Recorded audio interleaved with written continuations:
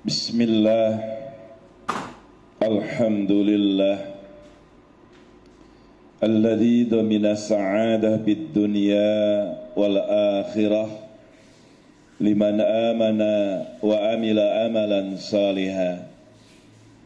Ashhadu an la ilaha illallah wahdahu la syarikalah wa ashhadu anna Muhammadan abduhu wa rasuluh. Amma ba'd. Faqad qala Allah Ta'ala fil Qur'anil Karim, a'udzu billahi minasy syaithanir rajim.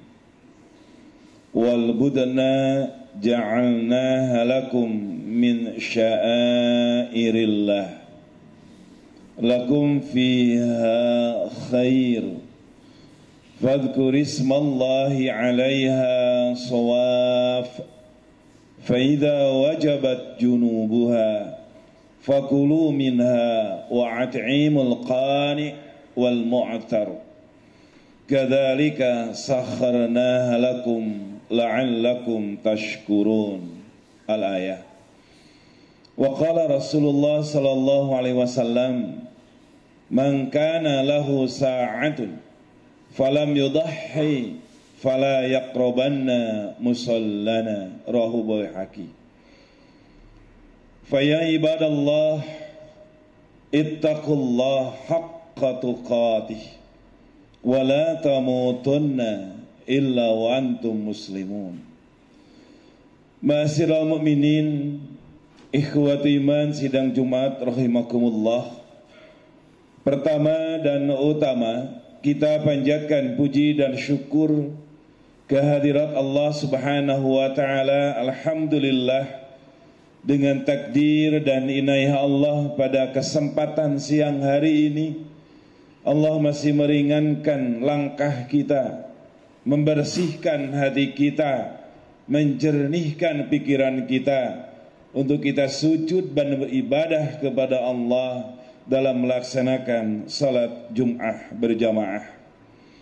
Salawat dan salam kita haturkan kepada Nabi kita Nabi Muhammad sallallahu alaihi wasallam, kepada para sahabat, tabi'in, tabi'ut tabi'in, dan insyaallah mudah-mudahan kita selalu mendapatkan hidayah dari Allah Subhanahu wa taala karena kita selalu i'tibar kepada ajaran Rasulullah. Ikhwatu iman rahimakumullah. Alhamdulillah kita berada di bulan yang Nabi mengatakan bulan yang disucikan ba'da Ramadan, bulan Dzul Qa'dah atau bulan Dzul Qi'dah, di mana bulan Dzul Qi'dah adalah bulan yang suci dan dimuliakan oleh Allah setelah bulan suci Ramadan. Kenapa demikian? Karena bulan Dzul Qi'dah adalah bulan haji, dan dia juga 4 bulan yang dimuliakan oleh Allah. Allah mengatakan di dalam Al-Quran bahwa Al-Hajju ashhurum ma'lumah. Haji itu ditentukan bulan-bulan yang memang sudah ditentukan dari Al-Quran, yaitu bulan Syawal, Dzul Qi'dah, dan yaitu separuh daripada bulan Haji atau Dzulhijjah. Kemudian Rasulullah pun menyampaikan ayat suci Al-Quran surat Taubah, bahwa Rasulullah menyampaikan ayat tersebut, yaitu Dzul Qi'dah termasuk Arba'atul Hurum, 4 bulan yang dimuliakan oleh Allah, yaitu bulan Dzul Qa'dah, Dzul Qi'dah, Dzulhijjah, Muharram, dan bulan Rajab.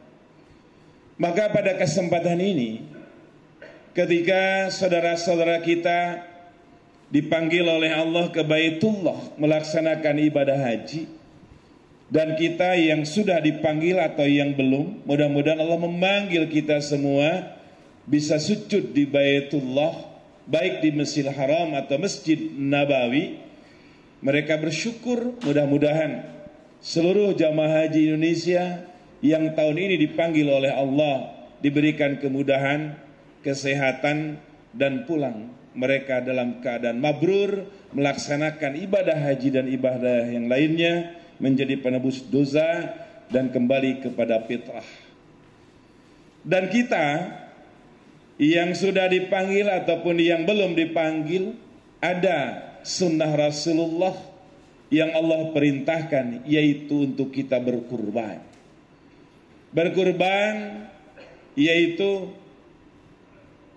menjadikan bagian daripada harta kita menjadi bagian benda yang dimiliki atau rizki yang dimiliki oleh kita, maka kita jadikan sebagai alat wasilah untuk mendekatkan diri kepada Allah, yaitu dengan berkurban.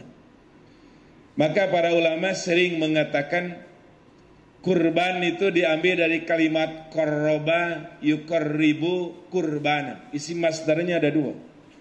Qarraba yuqarribu taqarruban, ada juga qarraba yuqarribu kurbana. Kalau seseorang mendekatkan diri kepada Allah dengan berdoa, berzikir, salat, ibadah, itu mereka sedang taqarrub, mendekatkan diri kepada Allah dengan ibadah, doa, dan berzikir.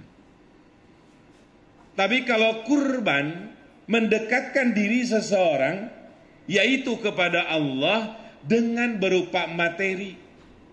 Bisa harta, bisa uang, bisa benda, bisa tenaga, bisa pikiran, bisa waktu. Maka ketika orang mengumpulkan hartanya, hartanya diberikan kepada seekor sapi atau kambing, maka mereka sedang berkurban, mendekatkan diri kepada Allah dengan hartanya. Bagaimana kalau orang yang belum punya uang? Jangan kecil hati. Kita membantu, kita punya tenaga, kita punya waktu, kita punya kesempatan, maka membantu orang yang berkurban, bantu menyincang, bantu segala macam berhubungan dengan kurban, mereka juga sedang mendekatkan diri kepada Allah.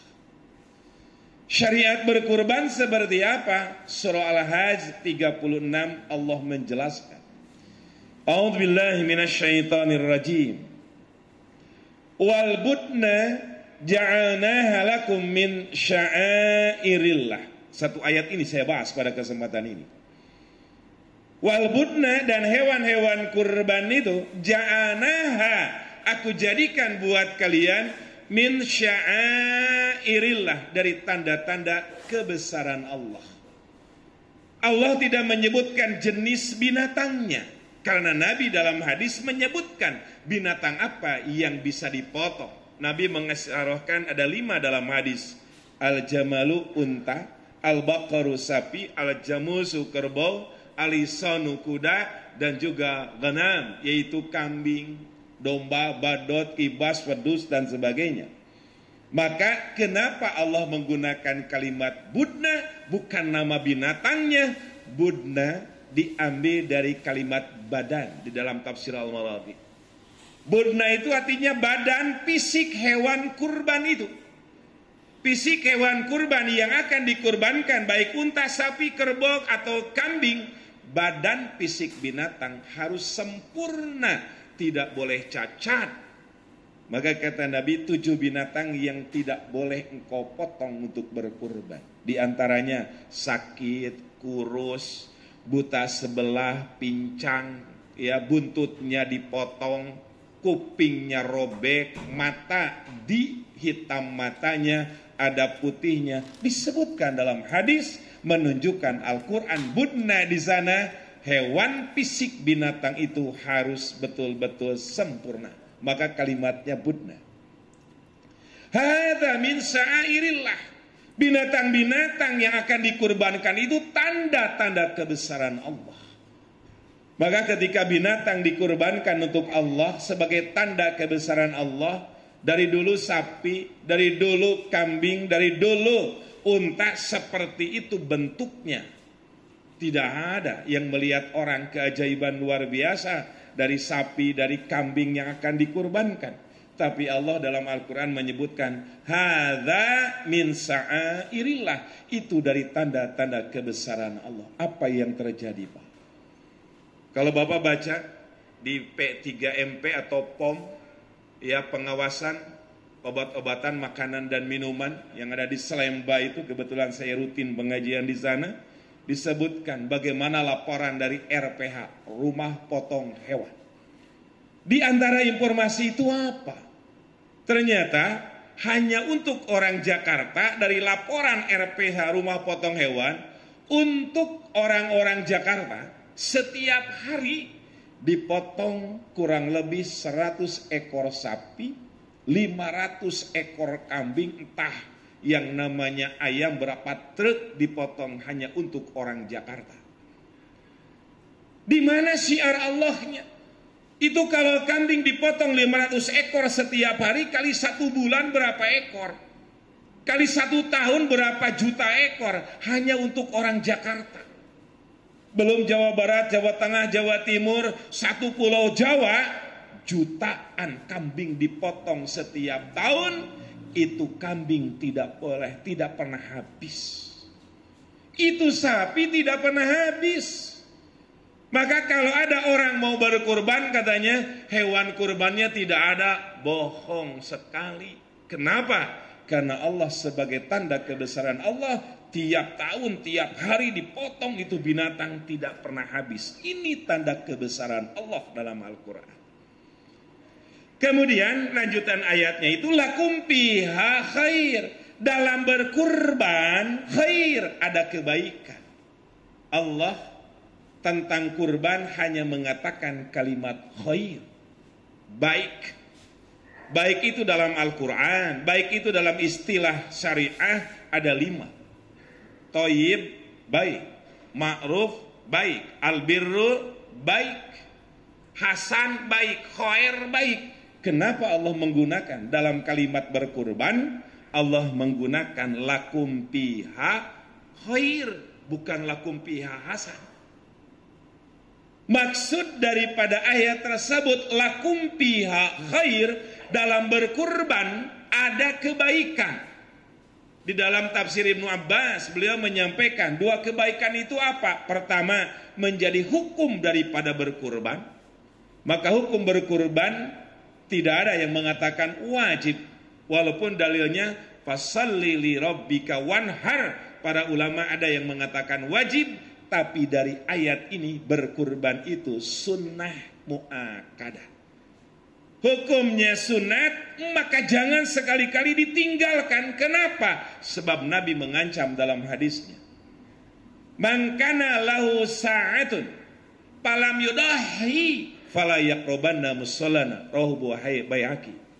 Barang siapa di antara kalian sekarang sampai tanggal 13 Zulhijjah diberikan harta, punya uang untuk berkurban, patungan sapi kira kurang lebih 3,5 juta, beli kambing paling 4 juta, falam yudahi, kemudian dia tidak berkurban.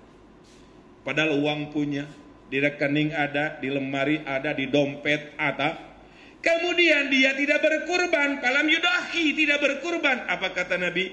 Fala yaqrabanna musallana, jangan dekat-dekat dengan tempat salatku. Tempat salat itu Pak di masjid. Maka Bapak ketika masuk ke dalam masjid kan doanya, Allahumma ftahli abwaba rahmatika. Ya Allah, bukakan pintu berkah dan rahmat kepada kita semua. Jadi Bapak masuk ke masjid baca doa, masjid tempat berkah dan rahmat.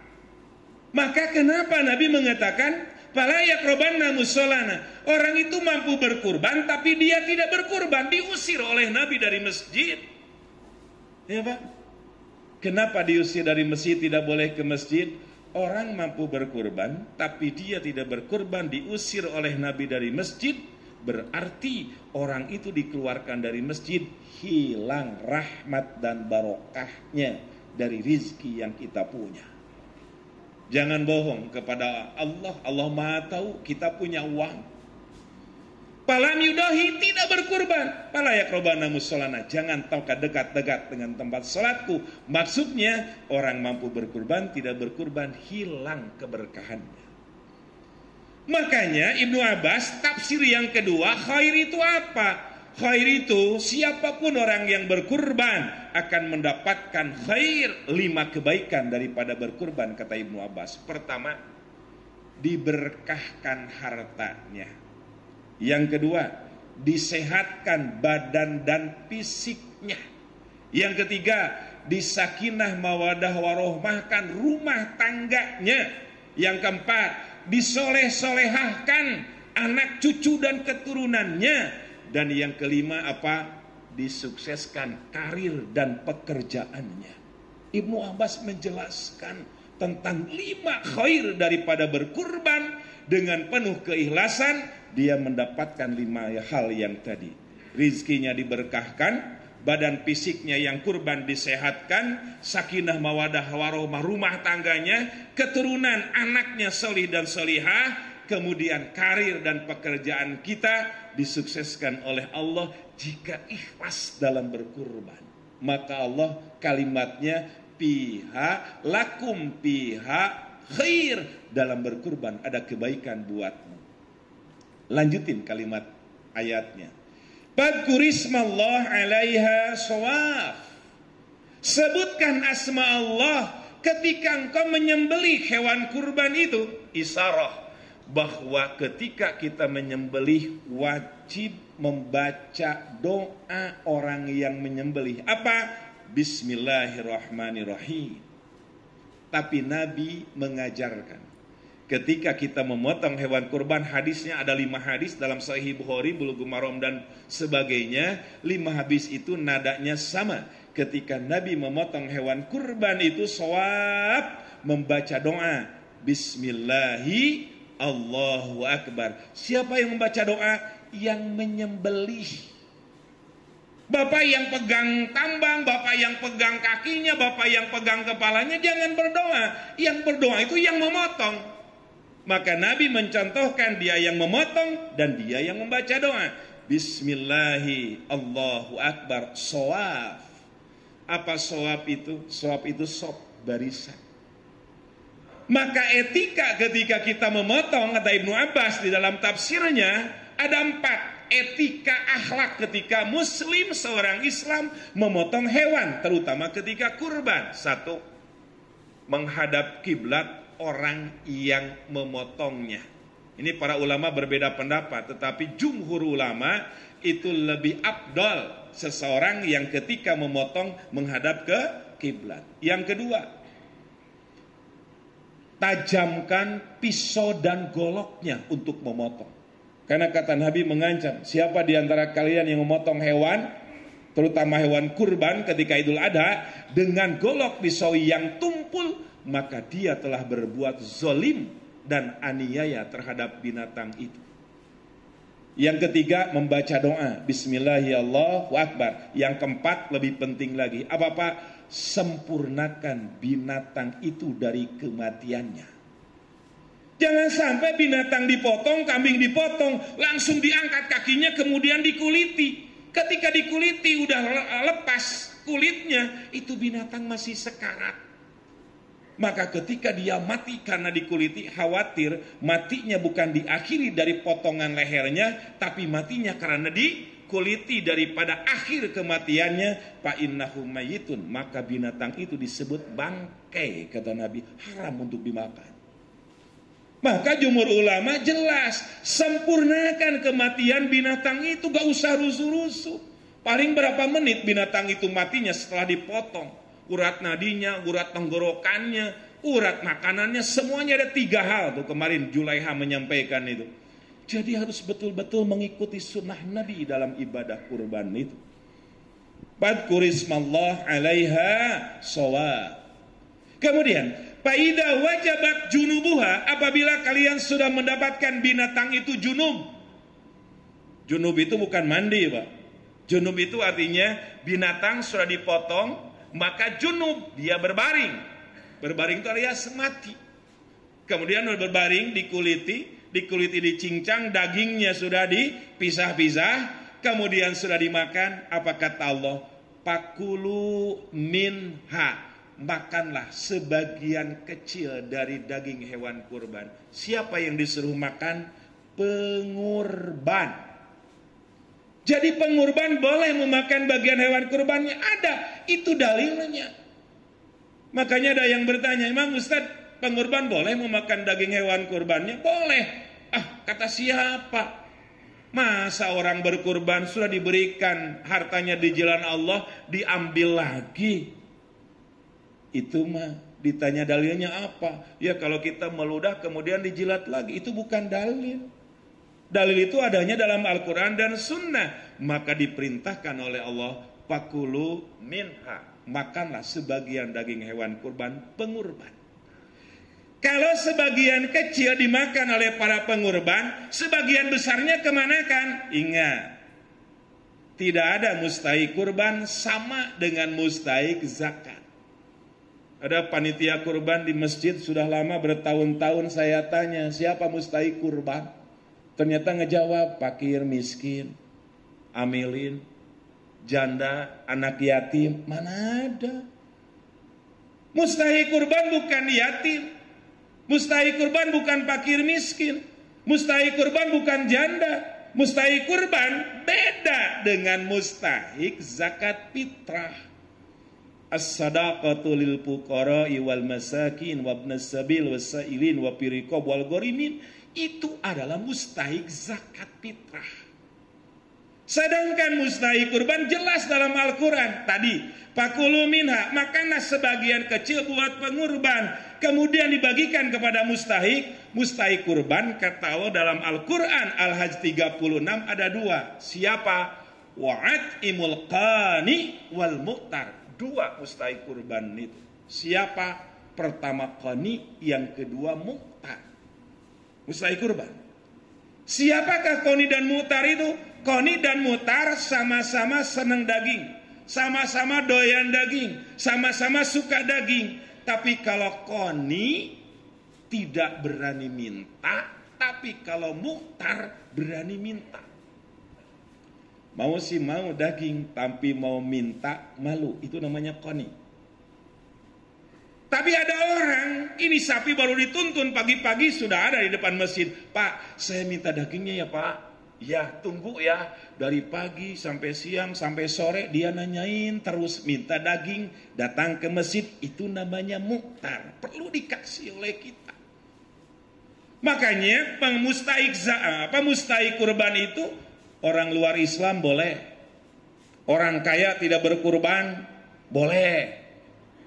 Ya Pak ya, tidak, siapapun orang yang memang senang daging, ada yang meminta, ada yang tidak meminta, silahkan berikan. Apa yang dibagikan itu? An uqassima. Apa yang dibagikan dari hewan kurban itu? Dagingnya, tulangnya, jeroannya, kulitnya, kata Nabi, sampai kepada tambang-tambang pengikatnya. Tidak ada tersisa dari hewan kurban jika orang mau berikan kepada mereka. Qani tugasnya panitia karena dia tidak berani minta. Kalau mu'tar datang sendiri ke masjid. Maka ada istilah katanya, oleh panitia diantar ke rumah yang nerima istrinya. Itu namanya qani. Karena kurang di rumah dagingnya, datanglah suaminya ke masjid. Jadi isinya si qani, suaminya si mu'tar, istilahnya begitu. Nah Pak, silahkan. Itu ayat suci Al-Quran. Jadi kalau ditanya, Bapak jadi qani apa mu'tar? Jangan dijawab, itu mustahik. Tapi Bapak pengurban. Tiap tahun jadi mustahik melulu. Sekarang berkurban 3,5 juta. Patungan sapi itu sedikit buat kita untuk bagi 1 tahun. Insya Allah mudah-mudahan Allah memberikan kepada kita semua rizki sehingga kita dapat melaksanakan tahun ini bisa berkurban. Boleh silakan 1 ekor kambing, patungan sapi, atau mungkin 1 ekor sapi menjadikan kebanggaan kita. 5 hal akan dimudahkan oleh Allah, diberkahkan, disehatkan, keluarga, anak-anak, dan karir kita akan menjadi orang-orang yang sukses. Itulah gambaran Al-Quran, Surah Al-Hajj 36, silahkan dikaji kembali, dan mudah-mudahan itu menjadi awal dari kita melaksanakan ibadah sesuai yang sudah Allah katakan di dalam Al-Quran. Barakallahu fil Qur'anil Karim wa barahadun innaka huwat tawwabur. Alhamdulillahilladzi amarna bittaqwa wa nahani ittiba'il hawa. Asyhadu an la ilaha illallah wahdahu la syarikalah wa asyhadu anna Muhammadan abduhu wa rasuluh. Fa ya ibadallah ittaqullaha haqqa tuqatih wa la tamutunna illa wa antum muslimun. Ikhwatu iman sidang Jumat rahimakumullah. Di khutbah pertama tadi saya menyampaikan tentang kaifiah tata cara pemotongan hewan kurban yang Allah katakan di dalam Al-Quran, dan Allah mengatakan kadzalika sakharnaha lakum la'allakum tashkurun, yang demikian aku mudahkan buat kalian supaya kalian bersyukur kepada Allah Subhanahu wa taala. Waktu iman sekalian, di hari yang sangat penuh dengan keberkahan, hari Jumat, di bulan yang penuh dengan kesucian yaitu Dzulqa'dah, mudah-mudahan Allah memberikan kekuatan iman dan Islam kepada kita semua. Mudah-mudahan Allah memberikan kesempatan untuk kita melakukan ibadah yang terbaik, terutama kurban. Mudah-mudahan Allah mengijabah doa-doa kita yang kita akan panjatkan. Allahumma ighfir lil mu'minina wal mu'minat wal muslimina wal muslimat al ahya minhumul amwat innaka sami'un qaribun mujibud da'wah. Rabbana ighfir lana wa li ikhwanina alladhina sabaku bil iman wa la taj'al fi qulubina ghillan lil ladzina amanu rabbana innaka raufur rahim. Rabbana zalamna anfusana fa in lam taghfir lana wa tarhamna lanakunanna minal khasirin. Rabbana hab lana min azwajina wa dhurriyyatina qurrata a'yun waj'alna lil muttaqina imama. Rabbi habli minas salihin. Rabbana atina bid dunya hasanah wa bil akhirati hasanah wa qina adzabannar. Allahumma rabbil izzati amma yasifuna wa salamun alal mursalin walhamdulillahi rabbil alamin. Wallahu akbar.